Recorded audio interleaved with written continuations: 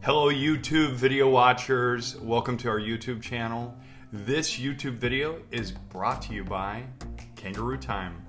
So at Kangaroo Time we do three very specific things. We automate the business, so all your payments, all your billing, clocking in, clocking out, keeping track of time with your teachers, everything to do with the business we automate with our childcare management system.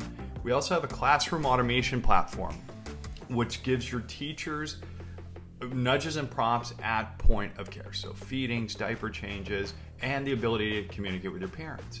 We also have a world-class parent engagement platform that hardwires your parents and families into the early education experience. So please check us out and enjoy the video. Thanks everybody. Hey everybody. Oh wow. Hey, I'm coming to you live from Long Beach, California. Where's everybody coming in from?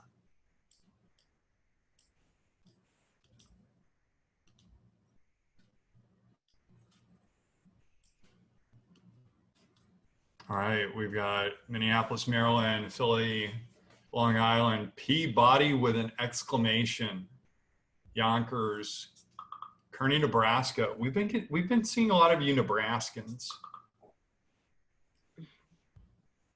Dani, you said you're coming to us from the great state of PA.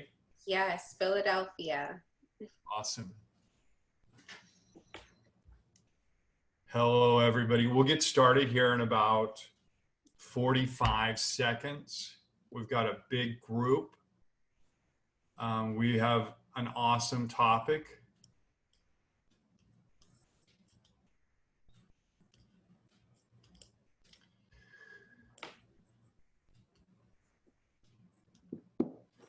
Genevieve, I think we need to get music. We need music for like the first couple minutes while people are logging on.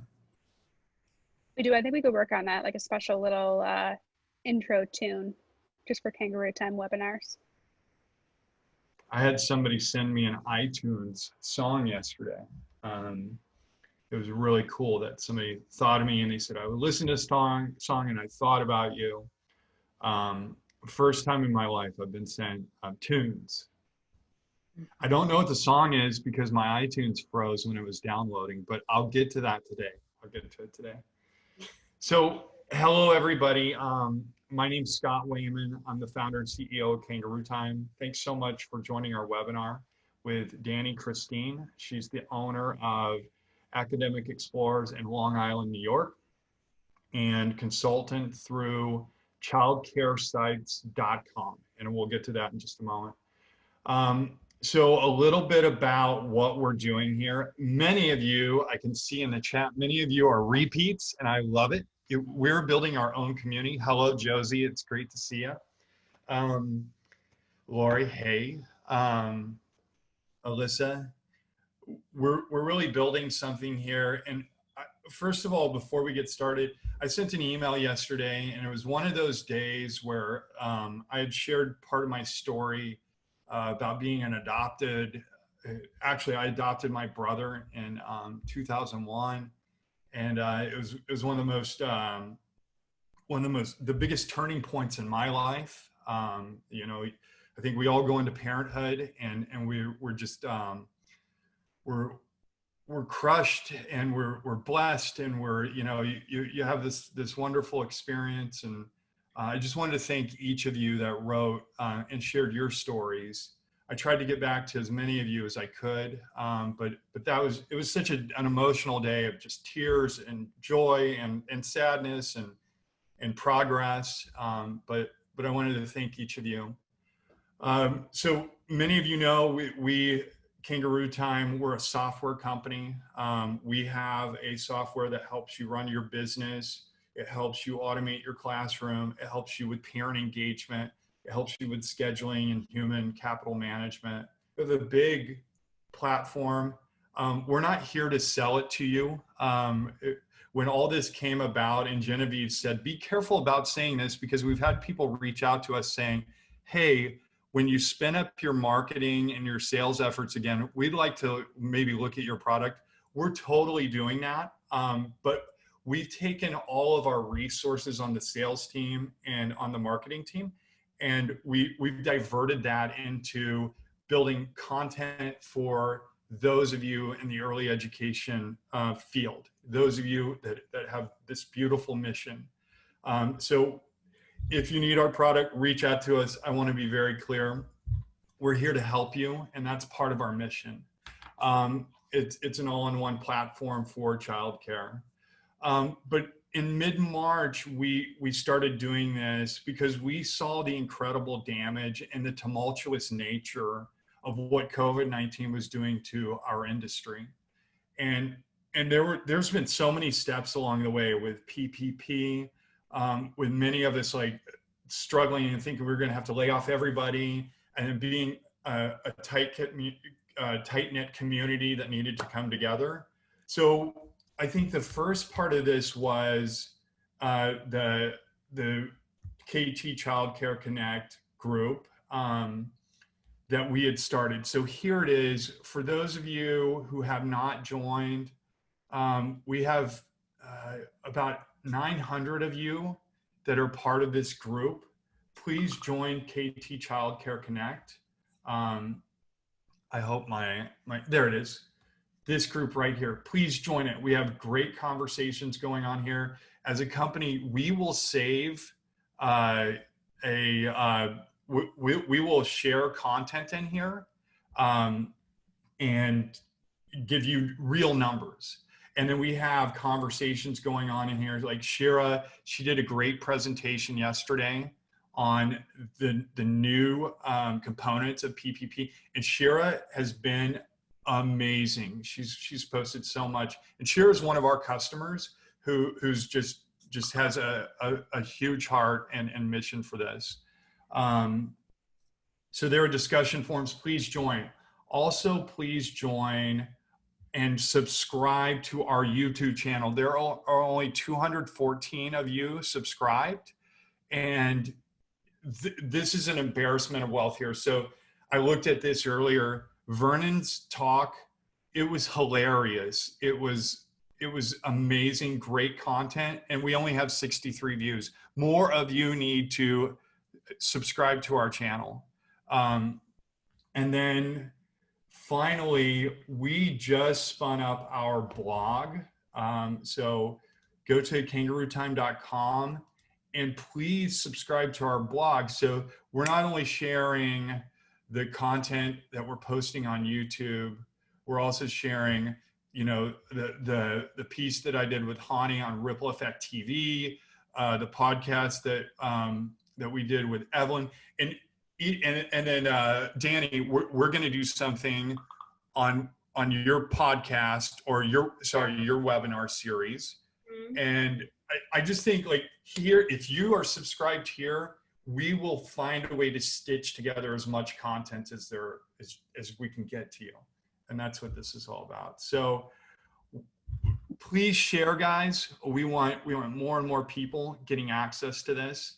And again, like yesterday, it was just one of those days where we sent out an email, and then the echo chamber and the amount of collaboration and the number of conversations that got started were just amazing. And then there are opportunities to connect you to each other. But a couple more things.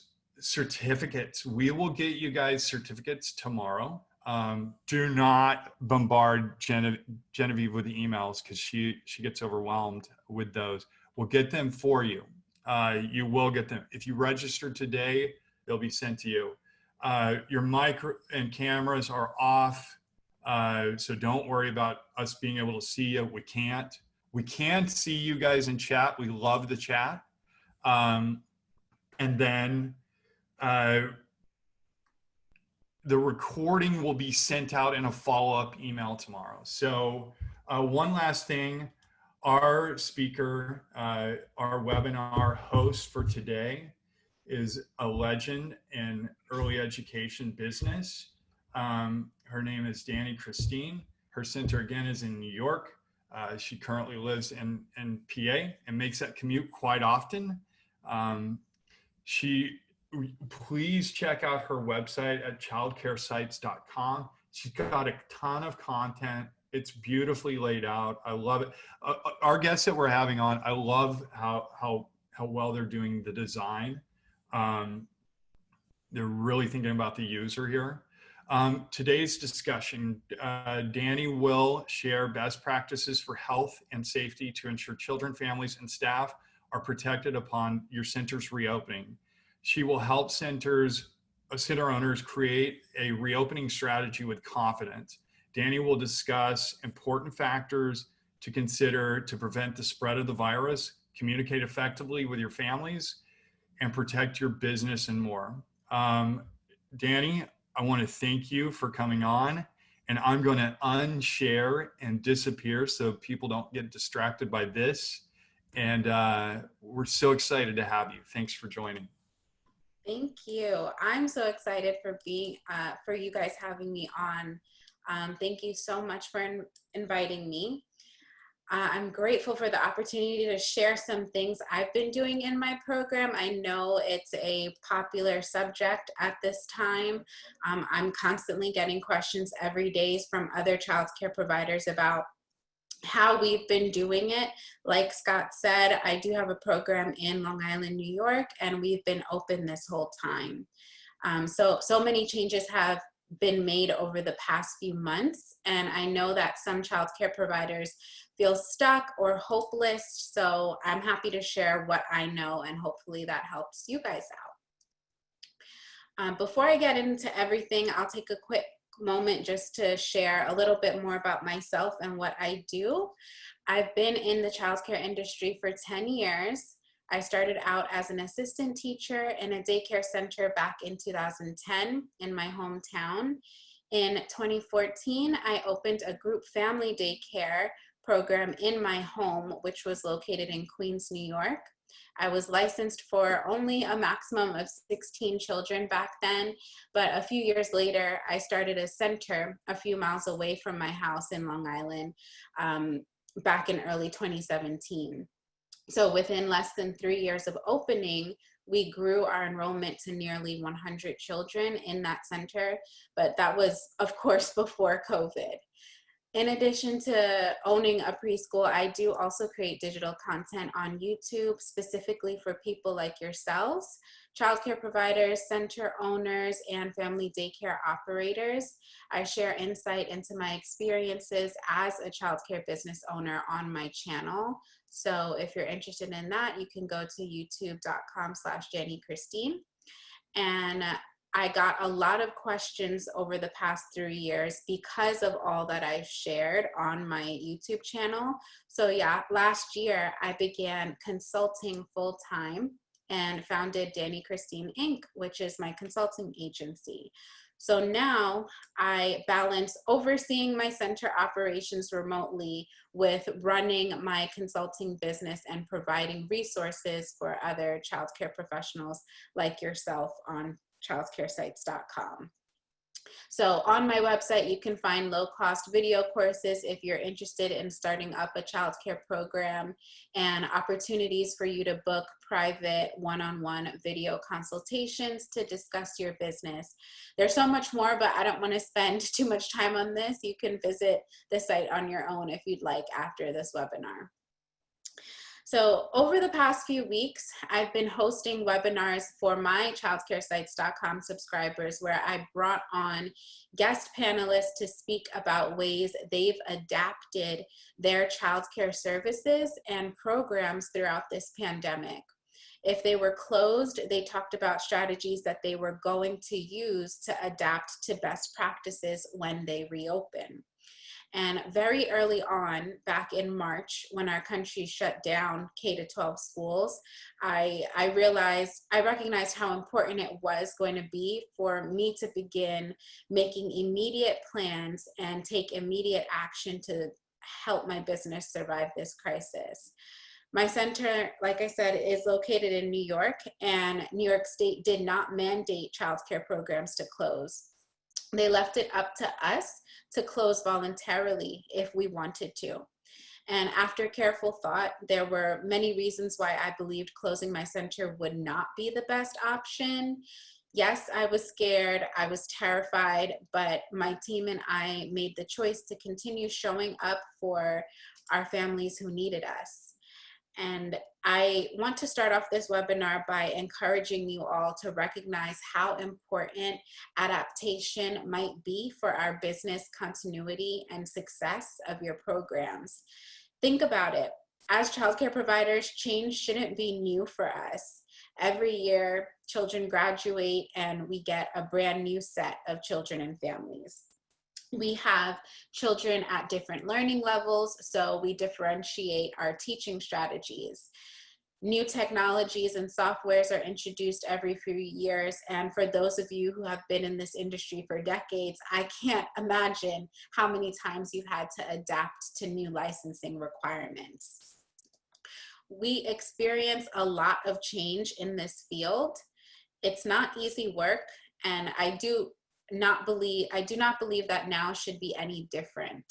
I've seen many providers on social media talking about how they refuse to do certain things that are recommended, like wearing masks and with the children or trying to keep them apart. And I totally understand the frustration and why they may feel some of those changes don't necessarily make sense or won't work with young children. I get it. But at the end of the day, if you're going to keep your doors open for families, for me personally, I want to be able to say that I implemented and enforced all that I could to reduce the risk of spreading the disease. And we can, at the very least, try to implement certain best practice methods to move forward based on the science and the facts. So that's just my little 2 cents. So what is best practice? I often use this term when speaking to my clients and my team at my center, and we, of course, always hear it in our trainings as childcare providers, but I think sometimes we might forget exactly what it means. So in preparation for this webinar, I went to Google so I can share the literal definition with you guys. So best practice, according to Google, is the commercial or professional procedures that are accepted or prescribed as being correct or most effective. Now that we're reminded what it means, let's quickly review what best practice looks like. Best practice might not always be the most simple, easy, convenient, or automatic thing to do. But it should always be strategic, effective, efficient, and consistent. And I can't see you all, but I imagine that some of you might be rolling your eyes while I go through these simple explanations, but let me just tell you why they're important. The reason why I felt it was necessary to cover this is because I've noticed that with my staff, sometimes when I try to enforce new procedures, initially there's some pushback and some resistance to the change. And I've literally had to deal with a staff member telling me that she couldn't do something because it wasn't convenient. And even if they don't say that, sometimes their actions or even our actions and how we respond to certain things as leaders might demonstrate that things are impossible just because they're not easy. And as I mentioned earlier, this isn't an easy field. Some things will not be easy, and best practice may not be simple or convenient, but you're just going to have to accept that at times. And I guarantee you that most of the changes that you make, if you're consistent with them, they will get easier over time and you'll form a routine. But don't get me wrong, I don't think that we should blindly accept new rules or regulations without asking questions and doing research for ourselves. Right is right and wrong is wrong. And sometimes there are clear examples of when licensing or government oversteps and resistance is warranted. However, times like this, in regards to coronavirus disease, where over 100,000 Americans have lost their lives already at this point, and where science and data supports the reason behind these new rules, maybe we can get creative with ways to adapt our program to fit best practice procedures. So let's get into some examples. For those of you who have been closed, I don't want to scare you, but here is a list of some of the things we've changed in my center.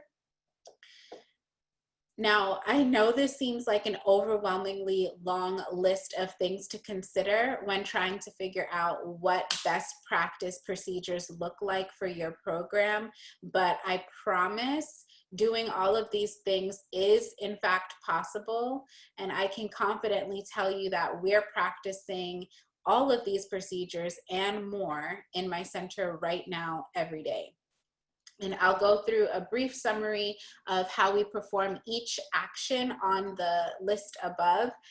I'll do my best to get through each of them as time permits, but I do want to leave some time for the question and answer at the end, because I'm sure there'll be a lot of questions. So arguably the easiest thing that you could do is close your program to the public and not let visitors inside for the time being. I know some licensing agencies are requiring it, and some are just recommending it, and some aren't.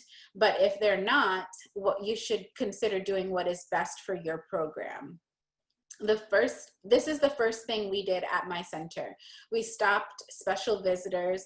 We stopped therapists from coming in. We even stopped parents from entering beyond the front doorway. We took some time to create a virtual tour of our program for families inquiring about care, and until further notice, only children currently enrolled and employees are allowed beyond the front door.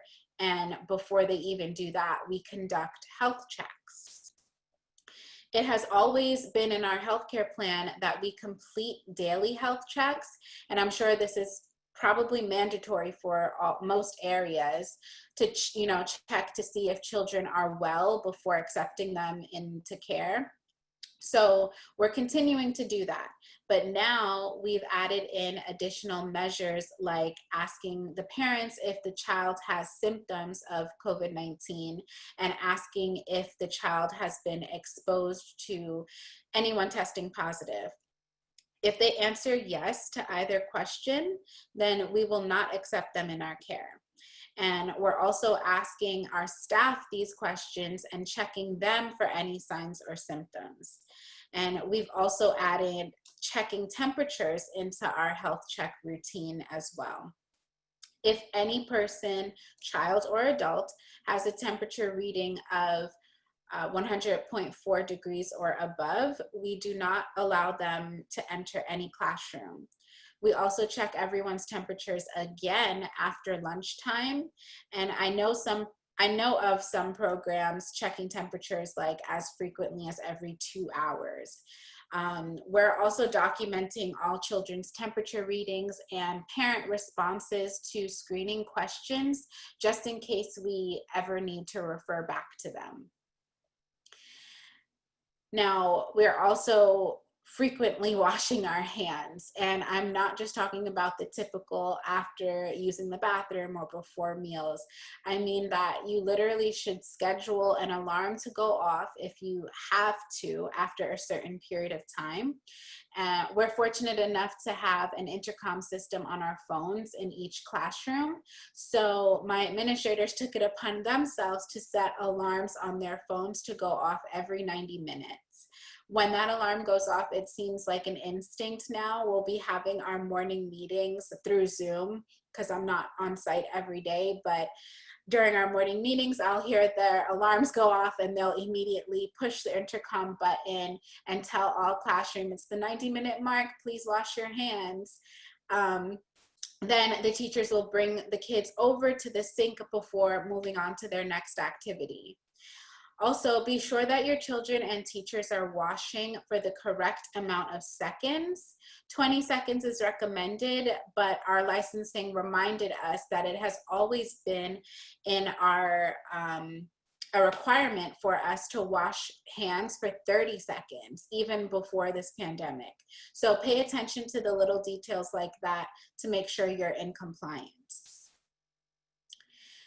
Now, encouraging face coverings. For staff without respiratory issues, encourage them to use masks. In New York specifically, as of mid-April, it became an executive order for essential workers to wear masks whenever in close contact with others. For us in childcare, that's pretty much all the time. So we require our teachers to wear masks, and we provided them with options. For those that have respiratory issues, we're even prepared with a different type of face covering, a face shield, which does not restrict breathing because it does not cover the nose or mouth.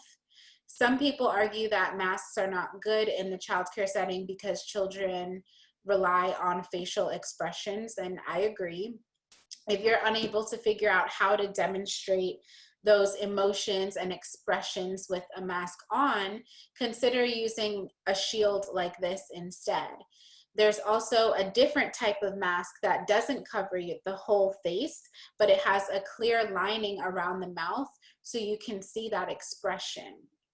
Again, we have to be creative. And like I mentioned, we have options in my center. Back in April, I literally spent hours scouring the internet in search of the best types of masks that we could get our hands on. So again, best practice, wasn't convenient, wasn't easy to find. As far as PPE, how do you socially distance yourself from infant and toddler children who cry, need diaper changes, and need to be fed? You just can't. It's not possible. So in cases like these, teachers might feel more comfortable wearing as much personal protective equipment as possible. All of our teachers wear face coverings all day, and they wear gloves whenever handling food or diapering and toileting, as we always should. But for our infant and toddler teachers specifically, we purchased scrub jackets that go over their clothing. So it zips up and zips down. We didn't believe it would be feasible for them to change clothes completely like some programs might be doing, but this option works for us. Towards the end of April, there was some, and before I move on to that, I know that there are some places that are requiring that children wear masks. New York is not one of them.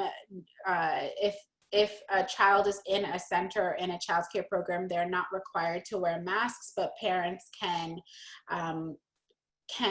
ask that they do, and they can voluntarily have their child wear a mask as long as they are 2 years old and above and free from any disability that would prevent them from being able to take it off, and free from any respiratory issues.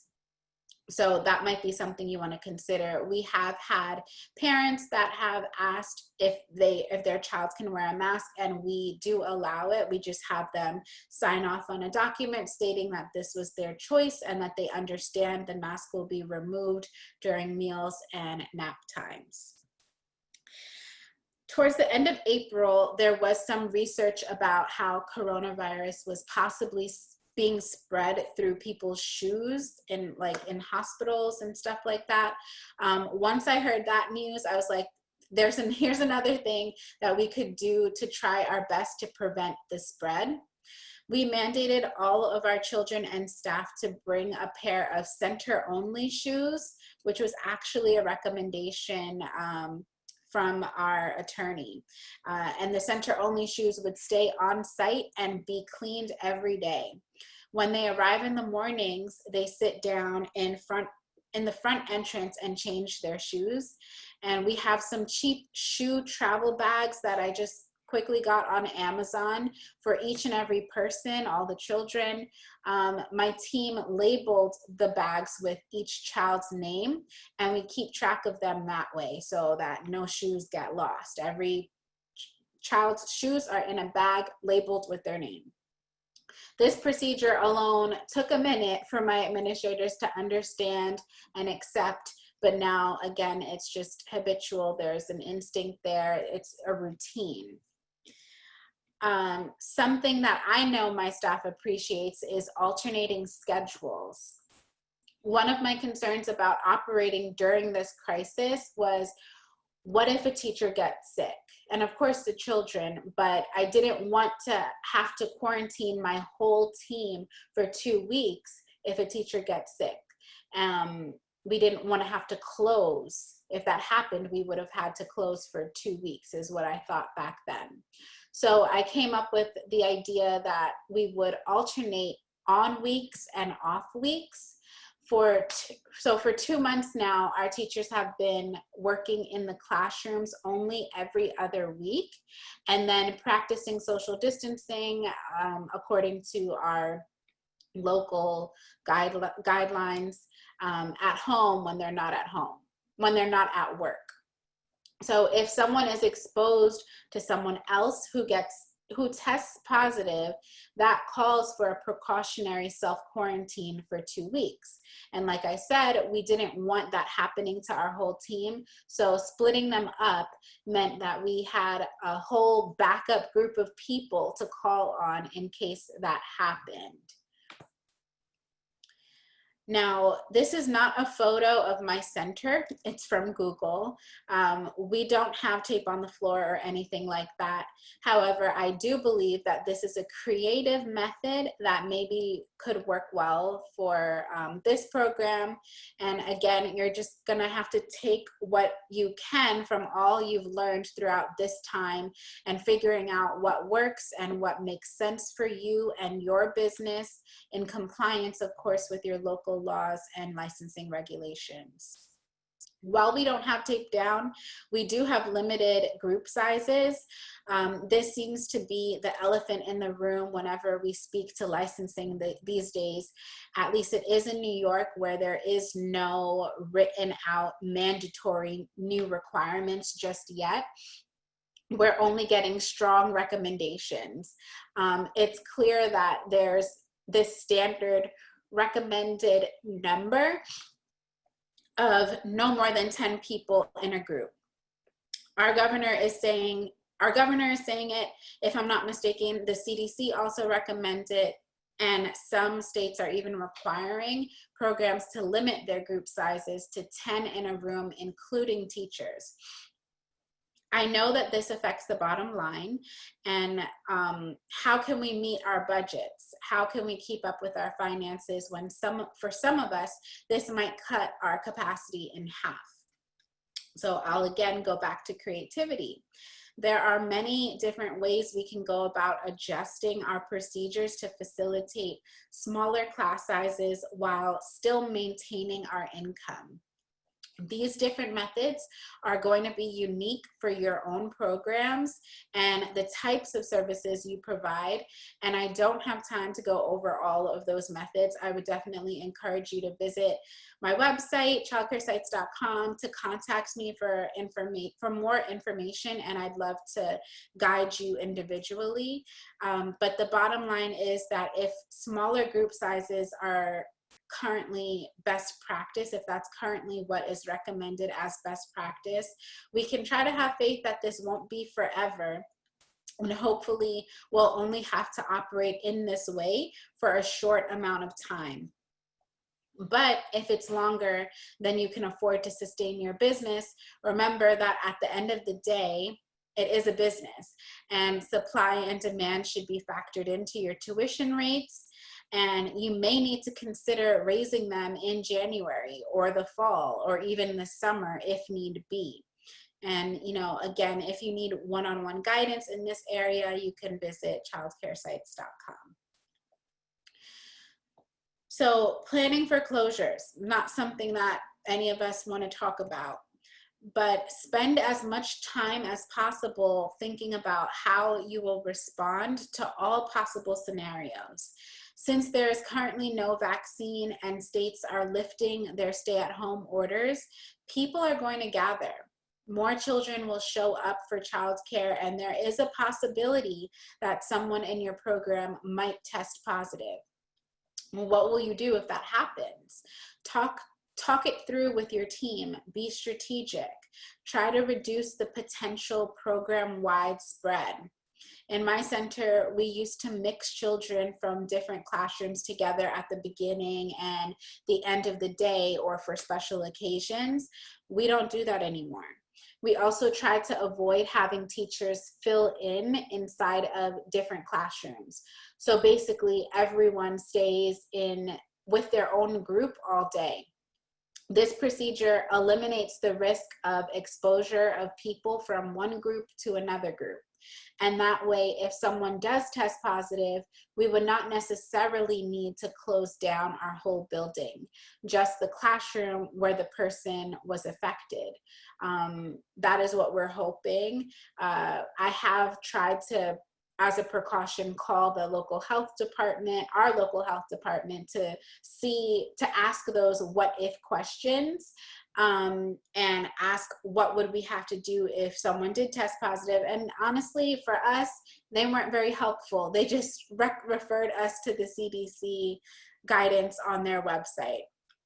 And this is what the CDC says. So I do want to encourage you guys to check with your local licensing and your local health departments to make sure, if you were to implement this closure procedure or any procedure that I've mentioned, that you wouldn't be out of compliance. Protect your business. I would suggest that you call to ask about every hypothetical scenario you're concerned about so that you're prepared with a plan. And once you do develop your plan, the next step is to communicate. Communicate with your team.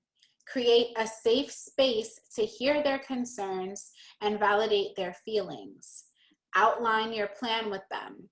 Ask for feedback and recommendations. Ask them what would make them feel more comfortable.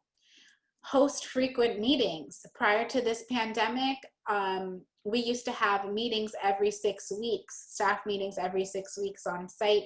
Now we're doing it pretty much every 2 weeks virtually through Zoom. I do have a staff of more than 10 people. We have over 20 staff members, so we want to still follow that guideline of 10 people or less in a building, so we don't have on-site meetings in one room anymore. We've kind of moved that to Zoom. Provide them with resources and just be as transparent as possible about what's going on in your program.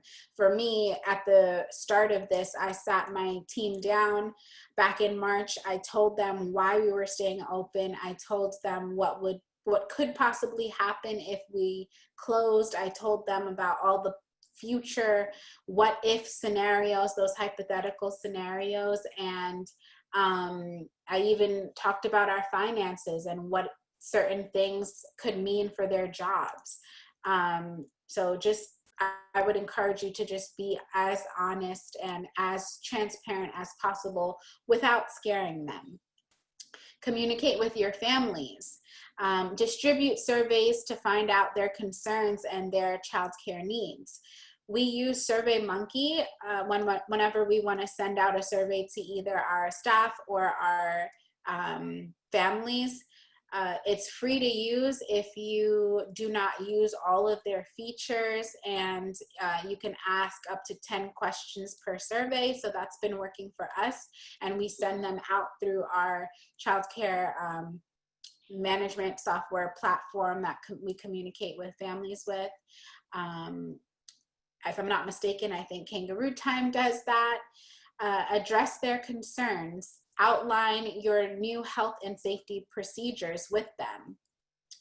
Provide answers to questions before parents can even think of a question that they might have. One of the first things that I did was create a separate web page on our website, my daycare's website, and I put out, every time I wanted to send a letter out to the families and to the community, because we were getting criticism at first for staying open.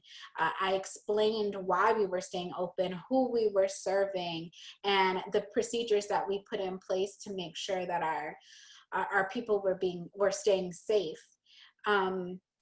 So maybe that's something you can consider updating your website. Childcaresites.com can help with that. Create a digital newsletter rather than, I know some programs might have like printed out newsletters that they hand out every so often. Maybe move that over to your website, like in a blog form, or sending out email blasts.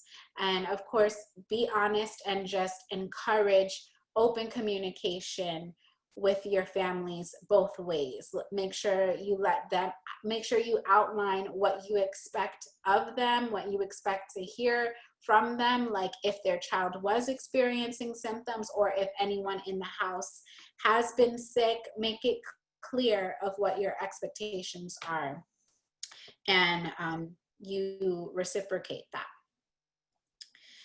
But that is all for some of the things that we're doing. I would like to open it up for questions now, if Scott and Genevieve, if you're okay with that. Sounds great. Nice job. Great content. Before we jump into the QA, there are a couple of things I want to ask you about that were in chat. Sure. So the first one, I think, is, has your center seen any cases? My program we did have a teacher that was diagnosed, but because we've been doing the on weeks and off weeks, it didn't, by the time she found out she tested positive, she had already been out of the center for 9 days because of the weekend. Like, she told me on the Sunday night before she was supposed to come back. And according to the CDC, if someone tests positive and you have not been around them for 7 days, nothing further is needed.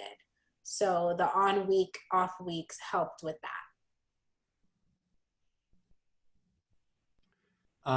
Do you have parents that are upset about not being able to enter classrooms, and how do you handle that? Honestly, no. We have not had any parents upset about it. We communicated before we started, before we stopped them from coming in, we communicated to them in advance that this is the procedure that we're taking.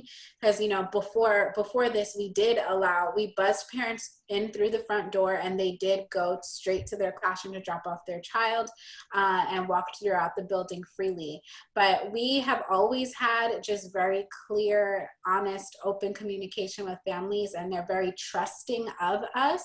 So if anything, they appreciate it because they don't have to spend time walking throughout the building, dropping off bags and all of that. We just take everything from them and check the child at the front door, and that's it. They get to work faster.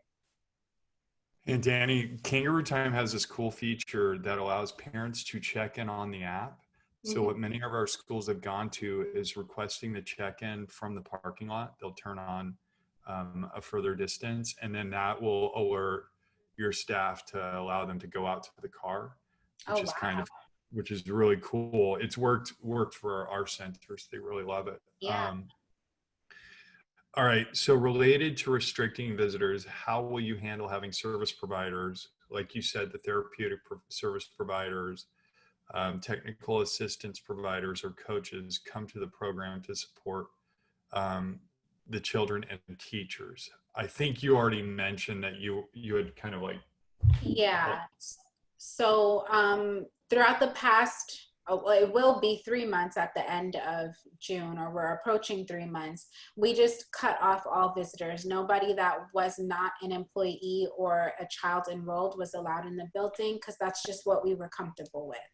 Now that New York is going through the phases of reopening, I'm not sure if you all are familiar, but we're going through, I know in Philadelphia, they're colorful phases, red, yellow, green. In New York, it's numbers 1 through 4. So our current location in New York, where my program is in phase 1 of the reopening. So I assume that by the end of June, we'll be in phase 2. And at that point for our summer program, we are going to begin allowing necessary people to come in, like those trainers and therapists, but we will implement them having to take the same precautions and procedures as our staff, with wearing masks, immediately washing hands, covering their shoes, and that's how we'll move forward with that.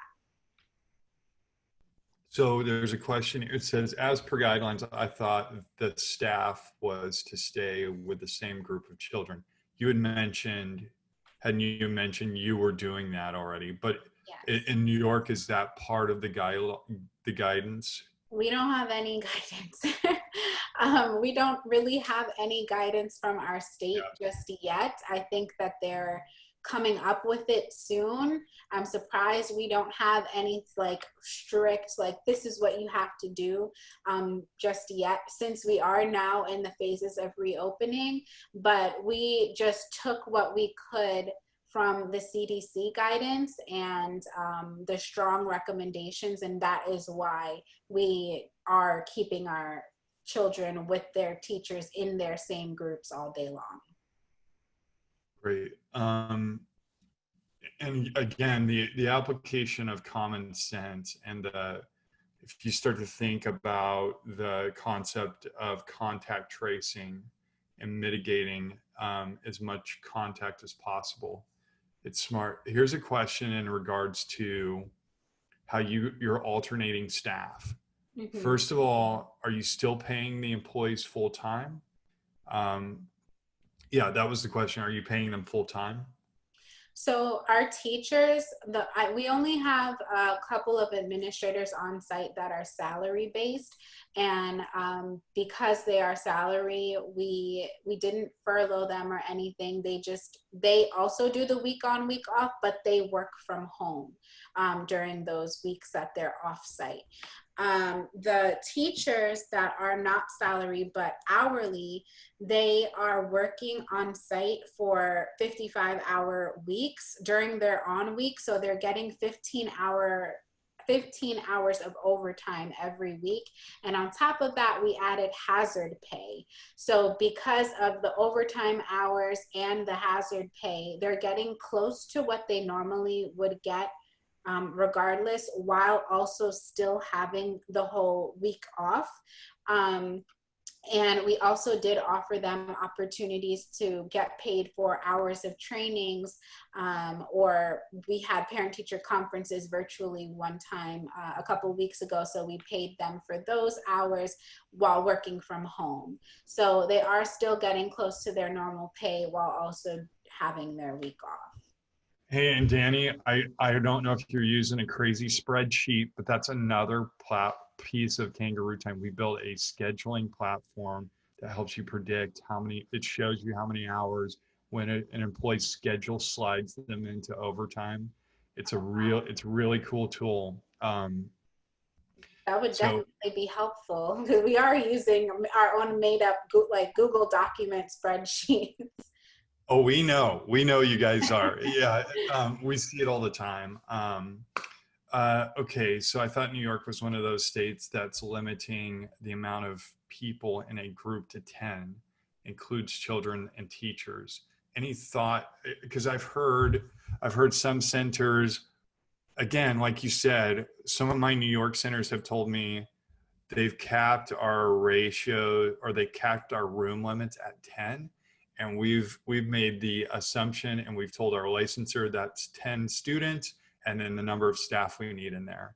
Yeah. And then some have said that's 10 total, and they're choosing to. So any thoughts there? Yeah, like I said before, we just don't have nothing, I know that there are some states that have put into writing, sent out to providers and said, this is mandatory. New York has not done that as of yet. As of the start of this webinar 49 minutes ago, I haven't gotten any updates of official, other than the masks. Masks was the only thing that they said your employees have to wear masks. But as far as the 10 or less in a group, I forgot what she's called, the head person at our licensing agency, only stated that it is a strong recommendation. However, it is not regulation at this time. And I don't know if they are going to make it like some sort of temporary regulation or anything like that, but we've only gotten recommendations outside of the masks. And they have said, I'm in a weekly call with the head of the, sometimes she joins the weekly call of the group of directors and owners within our area. And sometimes the head person at licensing joins that call. And she did mention that, you know, this is a strong recommendation and the licensing does not want to see providers acting irresponsibly, basically, by accepting all of these kids back into care into one big group. So that's all we know right now.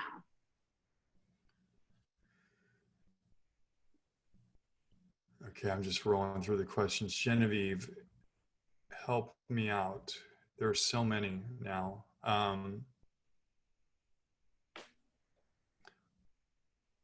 Dani, have you thought about keeping siblings together if they're different ages? That is something that has been brought up and crossed my mind, but I honestly, that's not something that I feel we could do safely, because we have infants and some of our infants we go from infants through school age, so 6 weeks old to 12 years old. And some of our infant children have school age siblings. So how do we, and I'm sure it's possible, I don't want to discourage anybody from making that choice, but I don't see how that would work safely in my program. I would be less concerned about coronavirus and now more concerned about incidents and accidents. That's just because of the group of kids that we have. And yeah, I would not want to do that unless it was mandatory in my program. So this webinar is being recorded. It will be on YouTube tomorrow. I saw a few of you were asking, maybe you missed the first part of it. So just know it will be there. Dani, what do you think? How are you may have mentioned this, but what are you doing with temperature checks with staff and with children? So in the mornings when children and staff arrive, any person that comes into the building, their temperature gets checked immediately. We do have those non-contact forehead thermometers. We check it twice just to make sure it's working and reading the same each time. And then for the temperature reading, we write it down, we document what it is. And then right before nap time after lunch, we will check them again and write it down again, just to keep that record in case something does come up. We can show that we have been doing our part in monitoring their temperatures and symptoms. Got it. One great question that I saw in the chat as you were presenting was asking the name of the vendors of actually where you get your PPE from. If you don't know offhand, that might be something good that we can send in our follow-up email tomorrow, because I'm sure that a lot of people might be struggling of where to get masks, where to get, you know, the shoe coverings that you were talking about and those sort of supplies. Yeah, so for masks, we went through a couple different, we're using the reusable cloth masks. Back in March, I did get a handful of the disposable like surgical masks, but they ran out. Now we get our reusable cloth masks from the first time we got them from Custom Ink, which is a t-shirt or like a apparel designing company. They introduced masks, but they weren't, in our opinion, weren't very good. They shriveled in the wash and kind of, I think, were tearing easily. Now we get them from Los Angeles Apparel. We got them back in the beginning of April, I want to say, so I don't know if they're still selling them, but it's, I think, losangelesapparel.com. And those are really good. They're comfortable, they're cloth, but they still have the metal thing that you adjust on your nose, so they're secure, and it's not over the ears, it's the string goes around your head. So it's a comfortable fit. And as for scrubs, Amazon. The scrub jackets that we got were just on Amazon if you type in scrub jackets.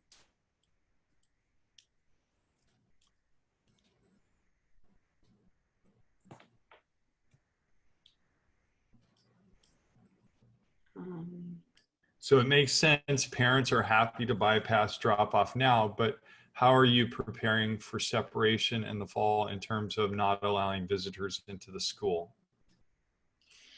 To be honest, we have not thought about the fall yet because we're still trying to figure out 4 weeks from now in the summer. Everything seems to be changing so drastically every other day. And because of that, it's kind of like, for instance, our program, our area now has a scholarship program where parents can get childcare for free as long as they're an essential worker.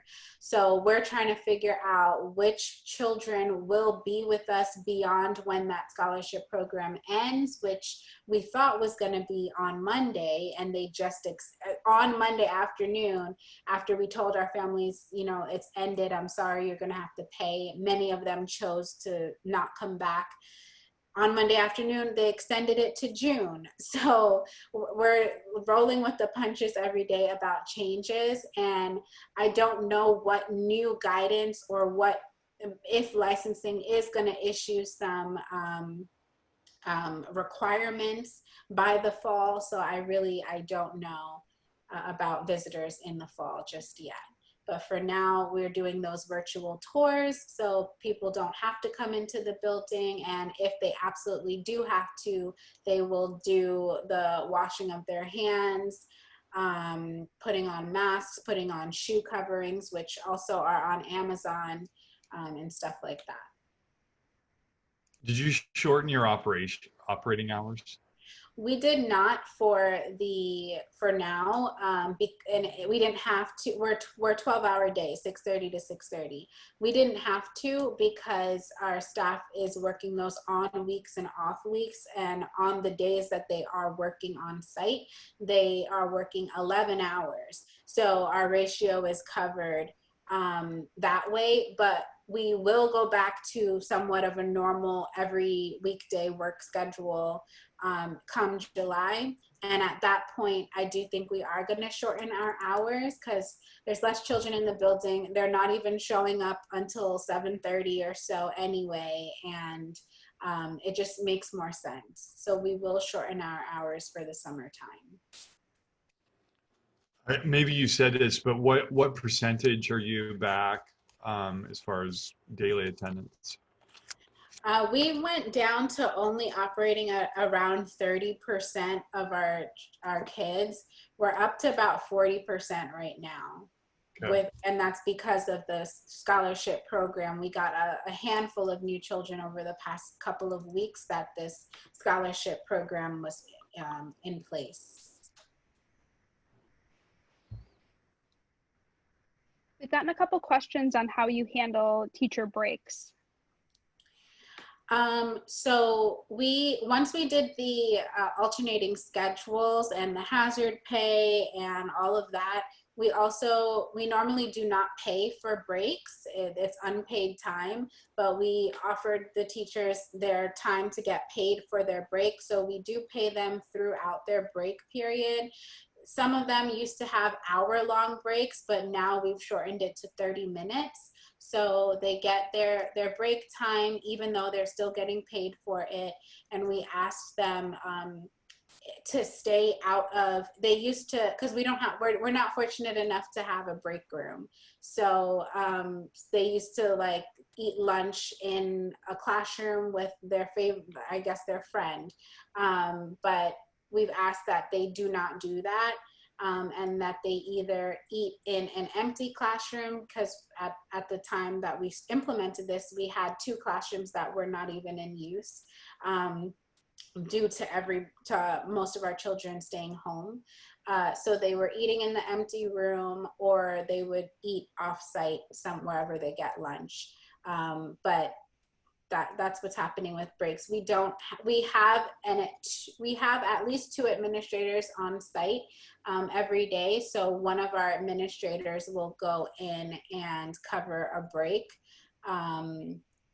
or we have a designated person who either helps with our transportation. It's someone that is already being around all of the children anyway. So like our administrators accepts all children into the building. So her being in any room isn't mixing technically, because she's with all the kids. So that's what we've been doing for breaks.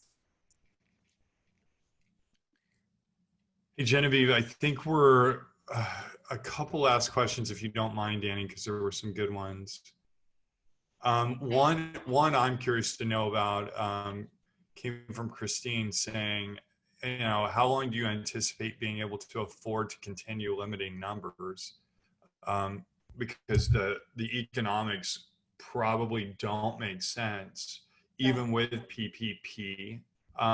Any thoughts on that? Yeah, I will say that we were fortunate enough to get funded for the PPP.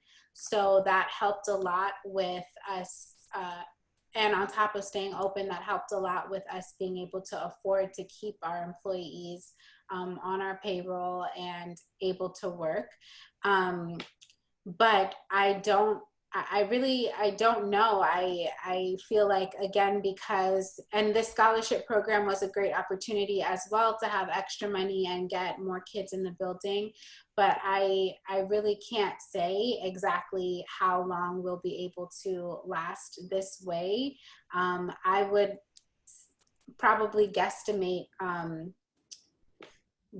probably the end of the year, December. If it goes beyond December, I really don't know what we would have to raise tuition at that point.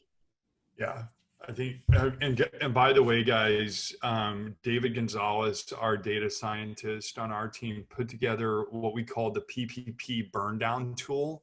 So it's a budgeting tool that's in the Facebook group. You can download it. And Dani, I think it's always great to have forecasting tools that help you understand, like, when the end of your runway, when the end of your current run rate happens. Mm-hmm. It's critical. Please download the tool. We'd like to get feedback from each of you. It's a free tool in the Kangaroo Time, the KT Connect group. So well, there are 25 more questions. What we're going to do is we will copy paste these. Dani, if you get some time, would love to see you kind of throw an answer. I think some of these, we'll pare them down. Some of these have been answered, but thank you. We really appreciate the content, the thoughtfulness, your kindness, and the time that you've given us. It's been an awesome presentation. Thank you. Thank you for having me, and you're welcome. And I'd be glad to answer any more questions if you send them my way. Awesome. All right, we'll do this again. We're doing this again very soon, Dani. Yeah. Thanks so much, everybody. Everybody out there, please stay safe and well, and love on each other, and let us know if we can help you. All right, take care. See you guys. Thank you. Bye.